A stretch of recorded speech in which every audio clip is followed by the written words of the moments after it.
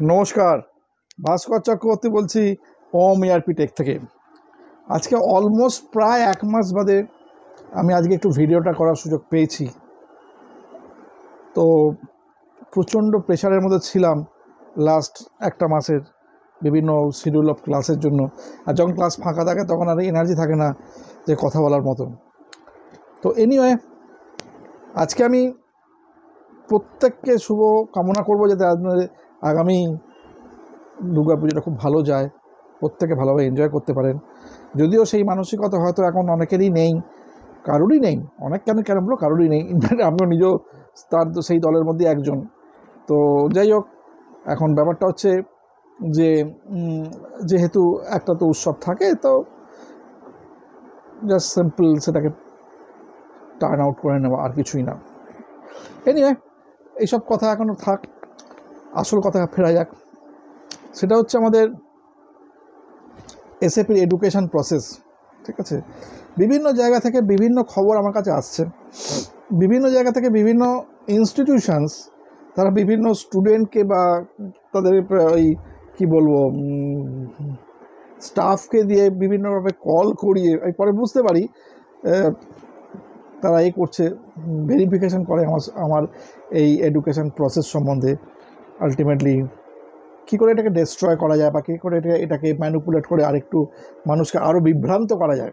ঠিক আছে, কারণ বেসিক্যালি দেখুন SAP যে এডুকেশনটা আছে, আমি প্রত্যেকে একটা কথাই বলি যারা এনকোয়ারি করতে আসেন, যে 90%, কারণ অলমোস্ট 90%-এর প্লাস লোক হচ্ছে যারা অফিসিয়াল এমপ্লয়ি, যে 6টা মাস আপনার লাগবেই মিনিমাম, এটা ধরে চলবে, এটার কথাটা আমি ইউজ করি। তো বেশি হয়তো 1 মাস 2 মাস লেগে যায় অনেক সময়তে। নেক্সট যেটা সবথেকে বড় ব্যাপার যেটা থাকে এখানে, সেটা হচ্ছে যে আমি দেখছি এডুকেশন সিস্টেমটা আলটিমেটলি যেটা হওয়া উচিত স্টুডেন্টের ফেভারে সবসময়তে। স্টুডেন্ট যদি প্লিজড না হয়, স্টুডেন্ট যদি উপকৃত না হয়, তাহলে সেই এডুকেশন সিস্টেম থাকবে না, সেই ইনস্টিটিউশন থাকবে না। আর এডুকেশন সিস্টেম যদি ভালো করে দেওয়া যায়, স্টুডেন্ট যদি বেনিফিটেড হয়, আপনাকে জব দেওয়ার দরকার নেই, স্টুডেন্টের এডুকেশনটা যদি বেনিফিট পায় স্টুডেন্ট, তাহলে একটা জিনিস আমি বলতে পারি, আজকে না হোক সেটা যে কোনোভাবে যে কোনো দিন যেরকম পরিস্থিতিতে সেই এডুকেশনটা সে কাজে লাগাতে পারবে। বাট যখন ওই এডুকেশনের মধ্যে গলদ তৈরি হয়ে যায়, ফাঁকিবাজি তৈরি হয়ে যায়, পলিসি তৈরি হয়ে যায়, তখন কি হয়? তখন হয়ে যায় যে আমরা জব দেব। আপনি জব কাকে দেবেন? জবটা আপনি কাকে দেবেন? মানুষ এত সহজে ভুল বোঝায়, আর মানুষ খুব সহজে ভুল বোঝে, এই ব্যাপারটা কিন্তু এখানে ভীষণ ইম্পর্টেন্ট। যারা ভুল বোঝে তাদের ক্যাপাসিটি ভুল বোঝানো, তারা 10 জনকে ভুল বোঝাবে, 2 জন খাবেই, কিছু করার নেই। কিন্তু বাকি 8 জনের মধ্যেও যে কিছু পার্সেন্টেজ সেই সাক্ষী হতে যায় না, এটার উদাহরণ কিন্তু প্রচুর আছে। আজকে 3 মাসের SAP এডুকেশনের কথা বলা হচ্ছে, 3 মান্থস। আমি জানি না পৃথিবীর কোনো এডুকেশনে 3 মান্থসে ঠিক হয় কি না, জাস্ট ক্র্যাশ কোর্সগুলো বাদ দিলেন, যেগুলো ওই 1000-1200 টাকায় সমস্ত ওই ফেসবুক বা আদার্স সাইটে আমরা দেখি ছোটোখাটো কোর্স। একটা লাইফ চেঞ্জিং কোর্স কোনোদিন 3 মাসে হয় কি না? আবার 3 মাসের মধ্যে with project, with interview preparation, everything. Strange ব্যাপারটা। ঠিক আছে, এখানে একটা জিনিস খুব ভাইটাল, এইটা করার কারণ আছে। কারণ আমি দেখেছি আমার যত enquiry follow up per day, আমার কাছে প্রচুর এনকোয়ারি আসে। তো এনকোয়ারিতে আমি দেখেছি একটা স্টুডেন্টের মধ্যে মানসিকতা আছে, একটা শর্ট টাইম মানসিকতা, মানে হচ্ছে যে ওই কি বলবো, মানে ফাস্ট ফুড ওরিয়েন্টেড মানসিকতা। ঠিক আছে, যাই হোক, কিছু দোকানে গেলাম, কিনলাম, বা অনলাইন এখন তো দোকানেও যেতে হয় না, অনলাইনে বেসিক্যালি আমি ওই ব্যাপারটাই খুব হ্যাবিচুয়েট। তো অনলাইনে খবর দিলাম, তো তারা বাড়িতে সেই দিয়ে চলে গেল যখন তখন। তো সেই মানসিকতায় আমরা চলছি, যে এনি হাউ যেন আমাদের কেরিয়ারটাও যেন ঠিক ওই শর্ট টাইম মানসিকতার মধ্যে তৈরি। কিন্তু এটা আমরা ভুলে যাই যে আমি আজকে আমার 25 বছর, 26 বছর, 27 বছর, 30 বছর, 32 বছর, 35 বছর, যে এজই হোক, যে এজে এসে আমি আমার নিজের কেরিয়ার চেঞ্জ করার কথা ভাবছি, সেই চেঞ্জিংটার জন্য আমি যে এতগুলো দিন পাস্ট হয়ে এসছি, তার সেটাকে যদি আমি এক ধরনের আমার ভুল বলি বা আমার কোনো অজ্ঞতা বলি বা কিছু বলি, সেটাকে ধোয়ার জন্য সেটা কি একটা ওই সামান্য টাইমের মধ্যে সম্ভব? Is it possible? আমরা কিন্তু সেটাকে মেনে নিয়েছি। কেন মেনে নিয়েছি? না ঠিক আছে, আমি যেন একটা অজুহাত দেখাচ্ছি, নিজের কাছেই একটা অজুহাত খাড়া করছি, দেখো আমি তো করেছিলাম। সঙ্গে সঙ্গে আমার ভাগ্যকে নিয়ে চলে আসছে সামনে। আমি তারপরে হবার না পর আমি ইনস্টিটিউটকে দোষ দিচ্ছি না, দোষ অ্যাকচুয়ালি কারণ নয়। আমি কোনো ইনস্টিটিউটকেও এখানে দোষ দিতে চাই না যারা এই সমস্ত জিনিস করাচ্ছে। আমি দোষ দিব ফার্স্ট আমার নিজের, যে আমি কিন্তু নিজেকে কনভিন্স করেছি, তবে কিনা তার কথায় আমি কনভিন্সড হয়েছি। ফার্স্ট অফ অল হচ্ছে এটা সব থেকে বড় ব্যাপার হচ্ছে। আজকে যে স্টুডেন্ট আমার কাছে একবার ঢুকে যায়, যখন সে একটা অ্যাভারেজ 3-4 মাস ক্লাস হয়ে যায়, 2-3 মাস হয়ে যায়, সে কিন্তু বুঝে যায় যে আমি এক্স্যাক্টলি কোন জায়গায় ক্লাস করতে এসেছি। গত সপ্তাহেতে মোস্ট প্রবাবলি আমার কাছে একটা কল আছে, খুব অদ্ভুত ধরনের কল, সেই ক্লাউড রান ERP যাদের সম্বন্ধে আমি বলেছিলাম আমার হ্যাকিং, যে কোনো একজন স্টুডেন্ট আমাকে কল করে, কি অদ্ভুত ধরনের কল দেখুন। বলছে আমার এক বন্ধু আপনার কাছ থেকে শিখেছে। কী নাম? ওকে, কোত্থেকে শিখেছে? ক্লাউড রান থেকে। কী করে? না আমি ওখানে পড়াতেন একটা সময়। আমি কিচ্ছু বলিনি, কোনো কথা বলিনি, আপনার কাছে শিখবো হ্যান ত্যান। অ্যাকচুয়ালি ব্যাপারটা কিছু না, ব্যাপারটা হচ্ছে ওইখানকার লোকেরা এইরকম একটা ফ্লাইং জিনিস দিয়ে দেখার চেষ্টা করছে যে আমি তাদেরকে আবার নতুন করে কিছু রিপারকেশন করি কিনা, then they will build up their next policies. এটাও একটা মার্কেটিং চলছে, ভালো মার্কেটিং দেখি আমি। ফার্দার আমি আরও দেখছি বিভিন্ন জায়গা থেকে যে জব করে তারা করে যাচ্ছে। কিন্তু আপনি একটা জিনিস ভালো করে চিন্তা করুন, যে আজকে কোনো আমার একজন স্টুডেন্ট, খুব পরিচিত স্টুডেন্ট, খুব ভালো স্টুডেন্ট, সে আমাকে গত বোধহয় পরশু দিনকে ফোন করেছিল, করে ইন্টারভিউ প্রিপারেশন একটা ফিস সামথিং পেমেন্ট করার ছিল তার। তো আমাকে বলছে স্যার আমি যে জবটা করছিলাম, সেই জবটা খুব হেক্টিকও ছিল, মানে ও রাত্রিবেলা অনেক, প্রায় কোনো দিন 10:30 11টা, তারও পরে বাড়ি ফিরত। অ্যাকাউন্টসের জব করতো কলকাতায়। তো আমি জবটা ছেড়ে দিলাম। ছেড়ে দিলে কেন?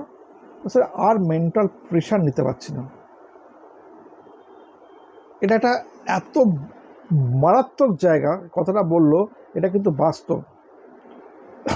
কি তার স্যালারি ছিল, আমাকে জাস্ট যেমন ফর্মালি জিজ্ঞেস করার যে যদি কোনো জায়গায়, ন্যাচারালি খুব স্বাভাবিক, তাদের জব তো দরকার।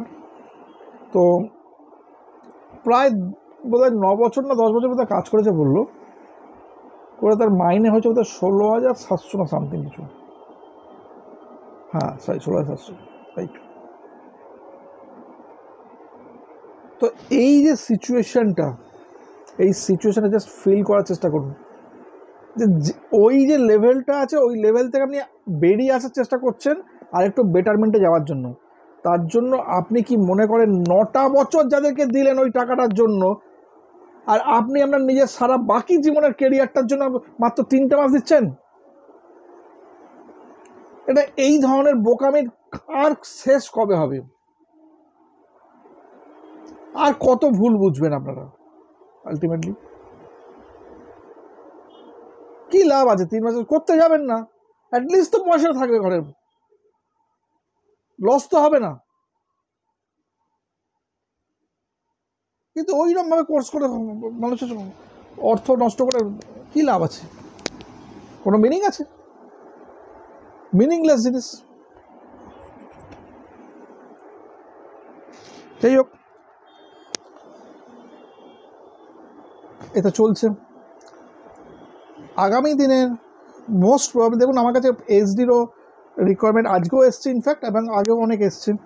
আমি এসডি পড়ানোটা বন্ধ রেখেছিলাম প্রায় 1.5 বছর 2 বছরের কাছাকাছি হয়ে গেছে, যে রিগার্ডিং যে এসডিটা খুব ভাস্ট, স্টুডেন্ট ঠিকভাবে নিতে পারে না বা সেইভাবে নিতে পারে। আর ভাস্ট কোর্স বলে তাতে পয়সা বেশি চাইবো না, এটাও ঠিক নয়।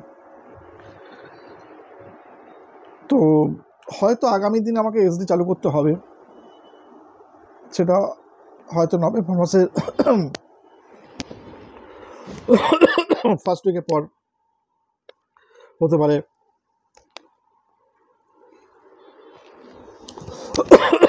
সরি, সেটা প্ল্যানিং আছে।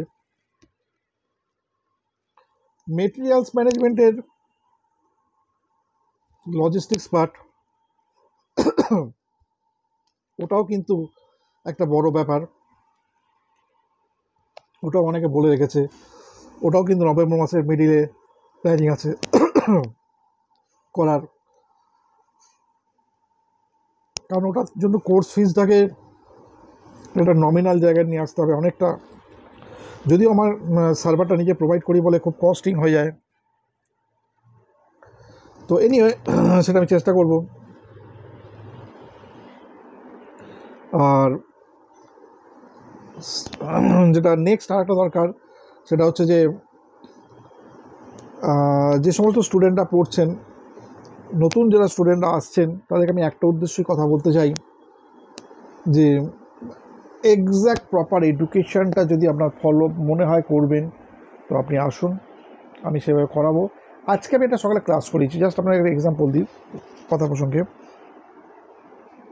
তার ফাইন্যান্সের স্টুডেন্ট, গ্লোবাল সেটিংসটা শেষ হলো।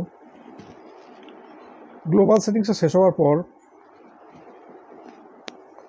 প্রথম থেকে পুরো গ্লোবাল সেটিংসটা পয়েন্ট টু পয়েন্ট ধরে জিজ্ঞেস করেছি তাকে, প্রত্যেকটার মানে কি, কি করেছেন, কেন করেছেন,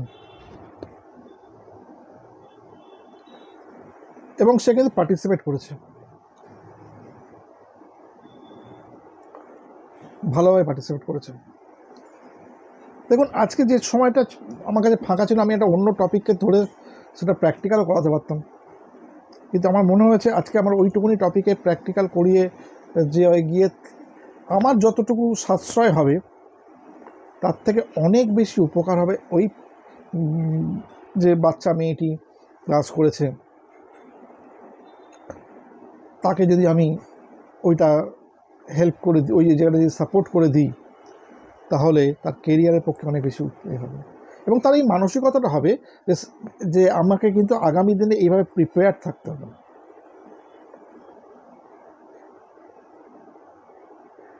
সেটা কিন্তু আমি করেছি। আর রিগার্ডিং আমি কারেন্ট সার্টিফিকেটের কথা বলে দিই, আমার এসএফ সফটওয়্যারটার যেটা আমাদের পিডিএফ রাইটার, ওটা অনেক ইস্যু করেছে যে, এবং ইস্যুটা হয়তো আশা করছি এই উইকে হয়ে যাবে সলভ। তো এই কামিং উইকের মধ্যে হয়েছে, সেই জন্য পুজোর পর মোটামুটি আমরা এক্সপেক্ট করবো যে সার্টিফিকেট আমরা আস্তে আস্তে ডিসবার্স করতে পারবো। সেটা হয়তো 15 অক্টোবরের পরও হতে পারে, বা আমরা সার্টিফিকেট নিয়ে অত চিন্তা করবেন না ম্যাডাম বা স্যার, যাই বলুন না কেন, স্টুডেন্টদের সবাইকে বলছি যে আমি কাজ মতো কোনো দিন হয়নি, আমি কোনো সার্টিফিকেট পাইনি, ফিস ক্লিয়ার করেনি, তাকেও আমি সার্টিফিকেট দিয়ে দিয়েছি, সেই রেপুটেশনটা আমার আছে, সেই সব স্টুডেন্টের সঙ্গে আমার খুব ভালো রিলেশান আছে, সেইভাবেই দিয়েছি।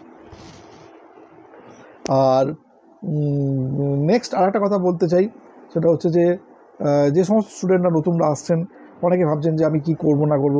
দেখুন, আমি ইচ্ছা করলে এমএনসিতে আমাদেরকে ফরওয়ার্ড করে দিতে পারি, এবং ফরওয়ার্ড করিনি তারাই করেছি, কিন্তু ব্যাপারটা হচ্ছে কী বন্ধু, ব্যাপারটা হচ্ছে যে আপনি সেটাকে কতটা কাজে লাগাতে পারবেন সেটা আপনার ক্যালিভার, ঠিক আছে? এটা একটা খুব বড় ব্যাপার না, কারণ এমএনসি তো আর প্রচুর নেই যে আপনাকে একটার পর একটা শব্দ দিয়ে যাবে, তো সেখানে একটা দুটো লিমিটেশন থাকে, ঠিক আছে? তো সেই জায়গাতে আমি সেইটুকুনি করতে পারবো ডেফিনেটলি, বাট এটাও ঠিক আপনাকেও সেভাবে পার্টিসিপেট করতে হবে। আমি কোনোদিন কোনো কমিটমেন্ট এটা করতে পারবো না যে ভাই আসুন আমাকে জব দিয়ে দেবো, বাট আমি এটা 100% কমিটমেন্ট করে যাবো, আসুন ভাই আপনাকে পুরো প্রপার এডুকেশন দিয়ে দেবো, ঠিক আছে? সেই লেভেলটা আমার আছে আলটিমেটলি। যাই হোক, আজকে আর বেশি কথা বলবো না, সবাই খুব ভালো থাকবেন। আশা করছি হয়তো পুজোর মধ্যে আর ভিডিও করতে পারবো কিনা জানি না, তো দেখা যাক, তারপর সবাই ভালো করে পুজো কাটান। নমস্কার।